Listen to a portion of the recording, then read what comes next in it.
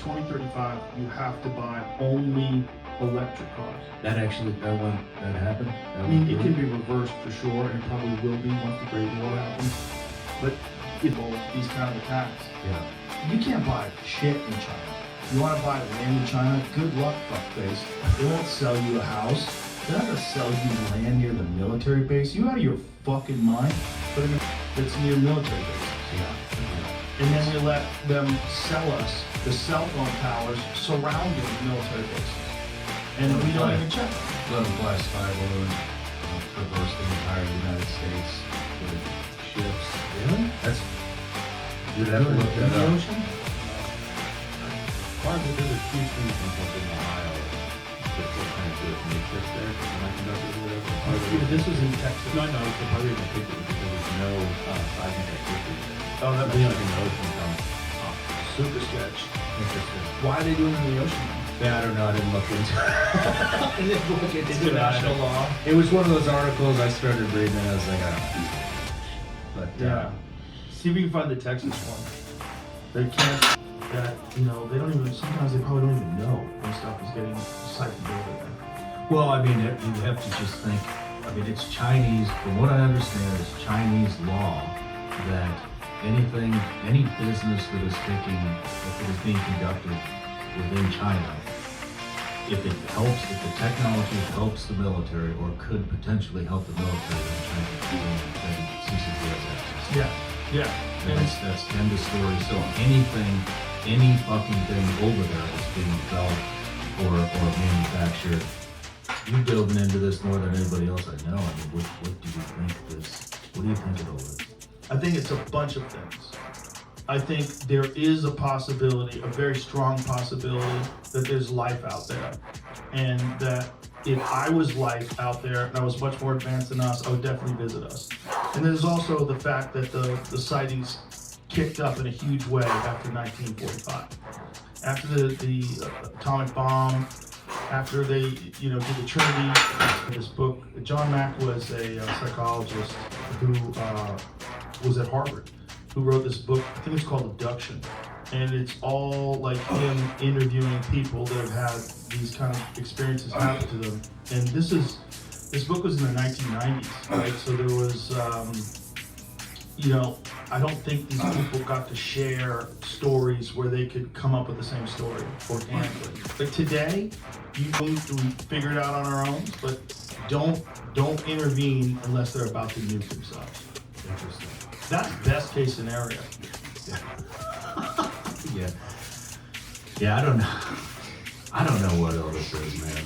I just, I try to dive into it on the podcast and talk to, a handful of guys. And I don't know, man. Some people are. Biblical stuff, right?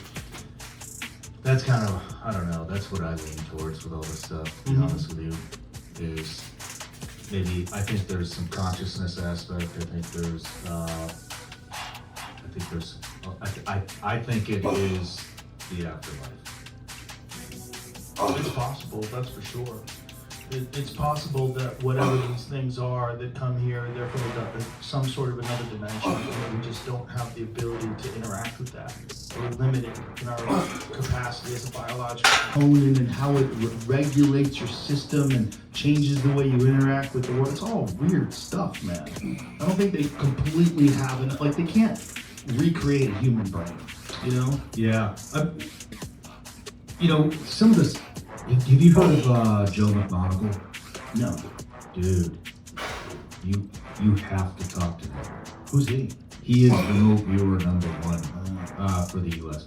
But he's not like kooky or anything like that. He's really? No. How do you not be kooky? Animals communicate. They kind of communicate telepathically. And he was talking about caveman times. Used to point at shit, grunt, and nod heads, and look at things, and everybody would know what you're thinking about. And he goes, and then we started traveling in groups, and then language was kind of born. And he goes, language actually slowed down. Which would probably lose this connection. They start preparing for their death. but they're not realizing they're preparing for their death. Yeah, I have heard of that. It's like a intuition that they're unaware that they're going to die. So they start preparing everything for their departure, Yeah. and not even realizing that that they're gonna pass. Yeah, back with each other, person to person. Yeah. And over time, that's probably going to be the norm. And if you wanted to think about the rise of spectrum disorders and It's this stuff all just scares the hell out of me. I think psychedelics plays a role in all this, in accessing, other. there is. But imagine if there was a drug that the pharmaceutical drug companies could sell that could do that. Yeah. There would be treatment centers everywhere. Yeah. Are you suffering from PTSD? We can cure you. Yeah. Here at Ibogenesis, and then you go into that place and you get hooked up. It'll be just like fucking these GLP-1s. It was like I watched my head like peel like a fucking banana. And then another head like just blossomed out of it. Wow. Yeah. By the time I went there, it was like probably 2 bottles of wine instead of 2 bottles of vodka in there. Still. Holy shit. Yeah. That's a lot of wine. Well, I mean that's cold turkey, man. Quit weed for about 6 months. And then I went back. And even sugar, man. I quit sugar for about 6 months. And it was, the funny thing is, man, like it was zero. Choose that as a reality, and they do it way too much. I think there's abuse with everything. Yeah. I think you can certainly abuse at least some psychedelics. But the benefits of them far outweigh the negatives, and there's just if they get in office. Yeah. If they get in office. But when you hear about the 5 kill teams, and you hear about all this different shit that's going on, October hasn't even started yet. You got a full month of October, and who knows what the fuck can happen. And then That's terrifying. Yeah, I mean that seems like it's definitely being pushed in that direction.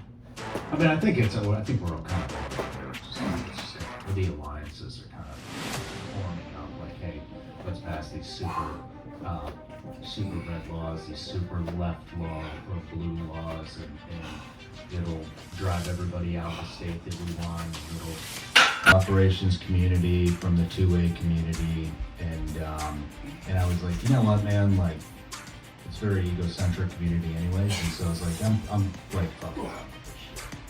And so I just started, dude, I didn't know what to do. I was like feeling a lot of resentment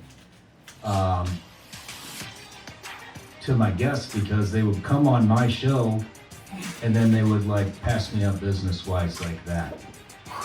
And I was like, fuck, man, like, what the fuck do I have to do to make a business out of this shit? Like, I'm great at like jet launching everybody else's shit. He started doing his own show called Live from the Compound, where he's doing like karaoke, holding a machine gun, and he's out of his fucking mind. He built a television studio in his basement, and I was like, what year did you start? I started, first one got pumped out Christmas of 2019. Wow. Yeah. Well, that's also a great example because a lot of people want to say that the podcast market is. I love that boy to death. And he was just a good kid. His mom raised him. He's nothing like me. He doesn't drink. He went to the school. He had a soccer scholarship to go play at Northwestern College. Affectionate. She doesn't like the hugs and the kisses like my little guy does, and my oldest son. I said, I'm gonna hug you till you're 40, till you're 50 years old, son. They like it. I mean, my son doesn't hug back, but he lets me. She doesn't like it. She's smarter than me, so they would maybe not tell me, but they would say things where I was sweet enough to pick it up, like my son, or like my daughter. And they don't always have to say they love you, just in action.